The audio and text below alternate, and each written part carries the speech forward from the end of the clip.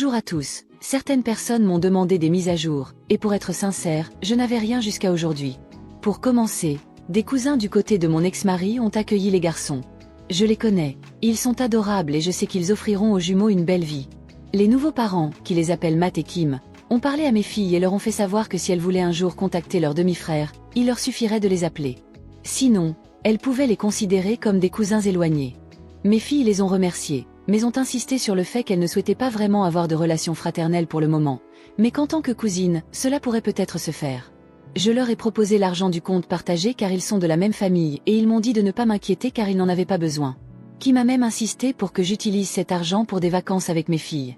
Apparemment, je ressemble à un mort-vivant. Ils ont également établi des règles très strictes avec mes beaux-parents et les parents du partenaire de mon ex. Ils peuvent voir les garçons, mais ils ne seront pas considérés comme des grands-parents. Cela a apparemment provoqué une grosse dispute avec les parents de l'amante de mon ex-mari. Matt et Kim les ont alors coupés. Encore une fois, des menaces de poursuites judiciaires pour les droits des grands-parents ont été lancées, mais rien n'a abouti. C'est ainsi que j'ai découvert pourquoi les parents de l'amante de mon ex-mari ne pouvaient pas prendre les garçons en charge de manière permanente. Le père est un criminel condamné pour abus. Je ne partagerai pas les détails par respect, mais si ce que Matt et Kim m'ont dit est vrai, je suis content que les garçons ne grandissent pas avec cet homme comme exemple. La seule raison pour laquelle sa femme avait une tutelle temporaire était à cause du décès soudain des parents et du processus pour trouver un parent pour élever les garçons. Elle aurait dû vivre loin de son mari pour obtenir la garde permanente, et elle n'était pas prête à le faire. Mes ex-beaux-parents ont compris que les menaces ne fonctionneraient pas, alors ils ont accepté d'être des grands-oncles et tantes à la place. Tant mieux pour eux, je suppose.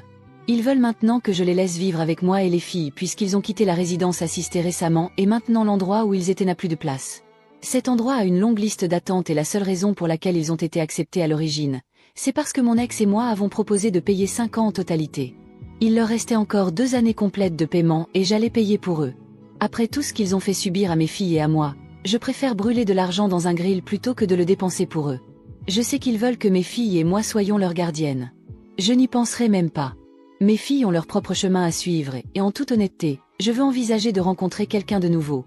Je sais que cela donne l'impression que je passe à autre chose trop vite, mais j'ai travaillé pour passer à autre chose depuis que j'ai découvert sa liaison. Je ne pense pas que mon ex mérite que je traverse une période de deuil. J'ai déjà fait le deuil de notre relation. Du moins, c'est ce que ma fille aînée a dit, c'est assez drôle. Elle m'a encouragée à sortir et à rencontrer quelqu'un.